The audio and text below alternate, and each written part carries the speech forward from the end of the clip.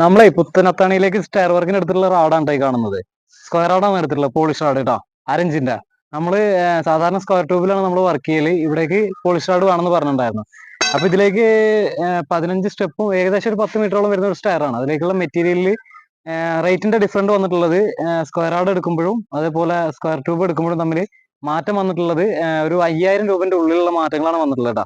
ഇതിന് ഏകദേശം ഒരു 5000 രൂപയോളം കയറാണ് ചെയ്യുക, റേറ്റ് കൂടുകയാണ് ചെയ്യുക കേട്ടോ. അത് കേട്ടോ, നല്ല ഫിനിഷിംഗ് ഉണ്ട് സാധനം. ഇത് നമ്മള് സാധാ അരഞ്ചിന്റെ സ്ക്വയർ റാഡല്ല, അതില് പിരിവും കാര്യങ്ങളൊക്കെ ഉണ്ടാവും. ഇത് കണ്ടോ, ഇത് പിരിവോ കാര്യങ്ങളോ ബെൻഡോ ഒന്നുമില്ല, ജസ്റ്റ് ഒന്ന് തട്ടാണല്ലോ.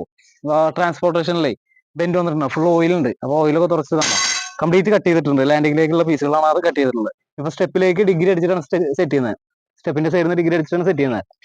അപ്പൊ അതിന് വേണ്ടിയിട്ടുള്ള റാഡുകളാണ് ബാക്കി കിടക്കുന്നത്. ടോപ്പ് റെയിൽ 1 കാലിന്റെ ഫ്ലാറ്റ്, അതിൽ മരം പിടിപ്പിക്കാനുള്ള പരിപാടിയാണ്.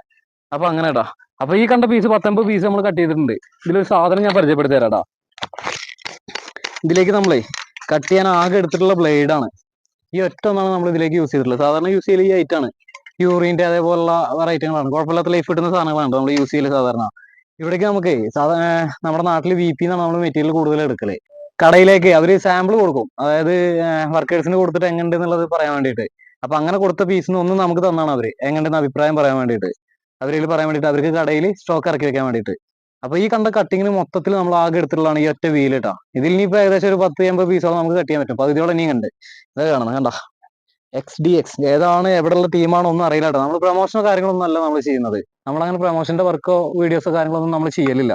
ഈ ഒരു ഇതിലേ ഇത്രയും കട്ടിങ് നമ്മൾ ഈ ഒറ്റ വീലാണ് ഉപയോഗിച്ചിട്ടുള്ളത്. അപ്പൊ അത് കണ്ടപ്പോഴേ, അതിന്റെ ലൈഫ് കണ്ടപ്പോഴേ ഒരുപാട് ലൈഫ് നമുക്ക് കിട്ടുന്നുണ്ട്.